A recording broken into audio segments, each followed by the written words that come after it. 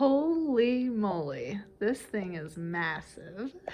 Yep, it's my third biggest Lego Star Wars set that I own. I can't even get it all in this video. It's over 3 feet long. And you told me, well, first let's look at this. This is to scale of this ship. Or is it a Yeah, ship? it is. It's a Star Destroyer. So it's one of the bigger Imperial ships they have in their fleet. There's only one bigger there's only one bigger, I mean, unless you count the Death Star, which are 2 bigger, but... And this was the Y-Wing? No, that's not the Y-Wing. What was this called? That is a Rebel blockade runner. Okay. It's a smaller ship. So the cool thing about this set is this is the first...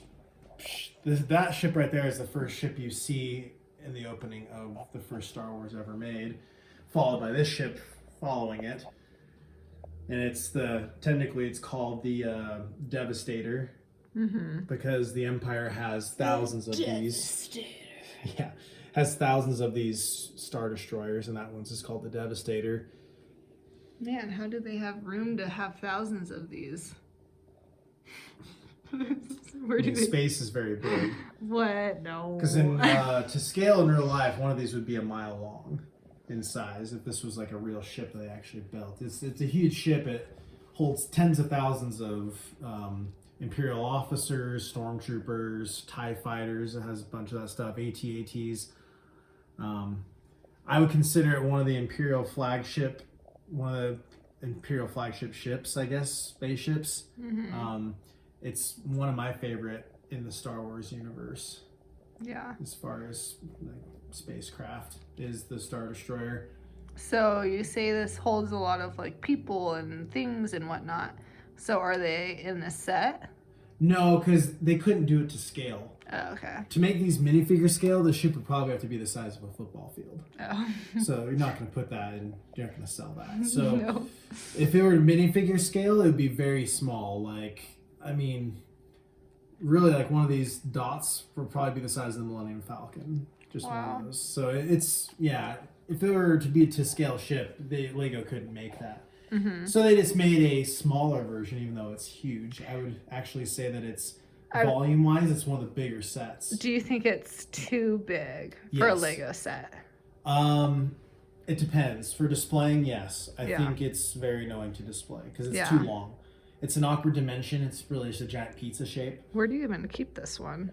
Just downstairs, like on the carpet. Is it Yeah, you would need like a big area to display this. Either a huge desk or a big case that it goes in. The only one that's bigger volume-wise that takes up more physical space would probably be the UCS Millennium Falcon, which we'll do later. But this has 4,700 pieces.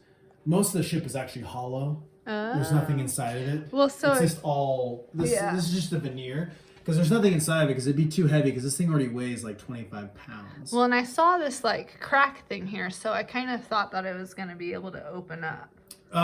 It can open up just to carry it downstairs. Like you take these off and you can hold it to carry it places. Does it literally have like a carry hook? It has there's a big beam under here. Yeah. Because they made a previous version of this back in like the early 2000s. And it was too heavy that it started drooping. Oh. It started like the pieces, the integrity was compromised, so they had to reinforce it more. But the cool thing about this set, though, is the level of detail that it has. There's like all these like random little pieces here. Yeah. And some. Those are like guns, shitters. like blasters. There's a lot of those. Yep, and then you have one right here. And you can look around the edge right here. There's a lot of detail there as well. And like this would be the bridge. This would be like where inside the people who are like commanding the ship and everything would be in this area right here. And then right here is the tractor beam. It like pulls ships in with like an invisible force so they can capture them. You can see down below there's actually a hangar. You have to go like way under there. There's like a hangar and there's a little miniature TIE fighter right there.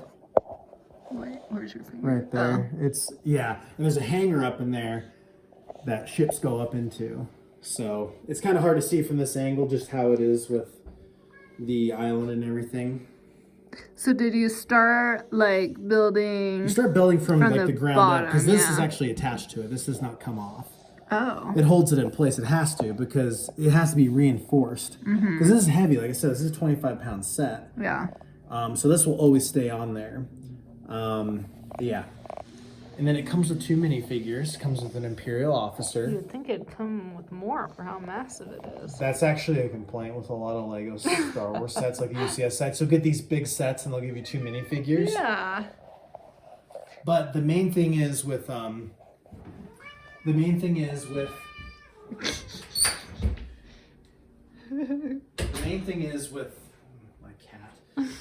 thing is with like the UCS sets, they're more for displayability, not playability. So But this one isn't very display. it isn't. It's just big. There's a lot of UCS sets that are just big. But it is meant to be displayed, not meant to be played with. And so Lego figures that will give less minifigures. Like the other sets that I showed you, like the Master Builder sets, like the Cantina set we did a couple back, and then we did, remember, the Bespin Cloud City set. Yeah, that one. They focus more with those Master Builder sets with minifigures. Yeah. They're more playable.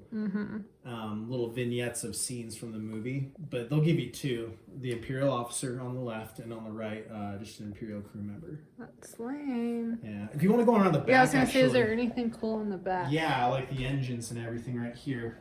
You can see like these massive engines. Oh. And the holy level of moly. detail that is on the back of there. Yeah, that's Probably my favorite part is the back of the ship. I think the detail is impeccable. And the design is really good. Pretty accurate to what you see from like the concept art from the movies and in the movies itself. A good representation of, in Lego form, what a Star Destroyer would look like. So you said most of it's hollow, so most of your time is spent by putting all these little details. Yeah, think of this as like a shell. Like this is all shelled inside. There's just reinforced Lego Technic pieces, like a skeleton. Yeah. And that was kind of a disappointment. A lot of people thought when this was coming out that they might have like an inside little feature you could put minifigures in. Yeah, that's what I was thinking. They didn't do it. Because it's so big, like they have space, obviously. They might have compromised the integrity of the skeleton that holds it all, because it is heavy, and so they might not have figured a way to do it, or they just didn't care to do it. And you said the balance thing was an issue, right? Yeah, because the original one they did, like in the early 2000s, it was too heavy and it actually started bending the Lego pieces. So if you start putting stuff in there, it probably makes it even worse. Yeah, and then There's something under there too. there's this part right here. I don't know what that part is of the spaceship, but the bottom side doesn't have as much detail as the top, obviously. Yeah, it doesn't really need to. Yeah, so, and like I said, this has 4,700 pieces. The only ones that are bigger that I have piece-wise is the Millennium Falcon and the AT-AT. Both are huge as well and hard to display. Yeah. Well, that's pretty cool. It's ginormous. Yeah, I would, you can still buy it on Lego's website. It might be retiring soon. I'm not sure. It's been out for a little bit, a couple years now. I'm just trying to think of who would want this big thing.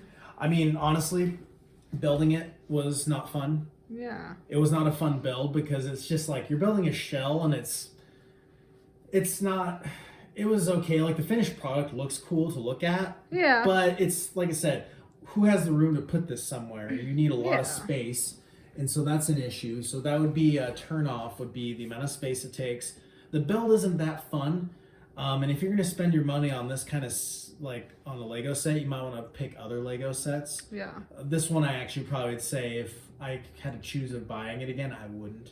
Well, and I just noticed all of the pieces are the same color. It's very boring. Like, the inside is multicolored, so it makes it easier to build. But it's just gray. Yeah, it's just a great... And there are a lot of Imperial ships that are just gray. They're just gray ships. They're very boring ships. They're not very exciting to build. It's a lot of repetitiveness. It might be easy to mess up on one of these because since everything's gray, it blends in the color. Yeah, that's so what I you was might thinking. It'd mess make it up on harder. Yeah. So I wouldn't recommend buying this. Oh, the first one you don't recommend?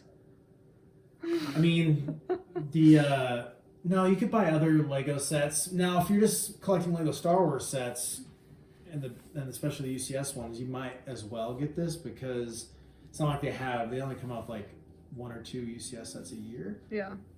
But if there's other types of Lego genre that you like the city stuff or the creator expert stuff, that's pretty pricey too. You might want to go with that. Mm-hmm. It just depends.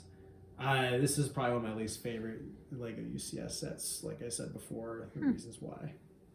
Well, let's sell it and get your money back. I mean, if I were to sell, it'd have to be after retired, so you get more money off of it. Oh yeah, true. But yeah, this is probably the longest set that I own. Well, there you have it, the Devastator.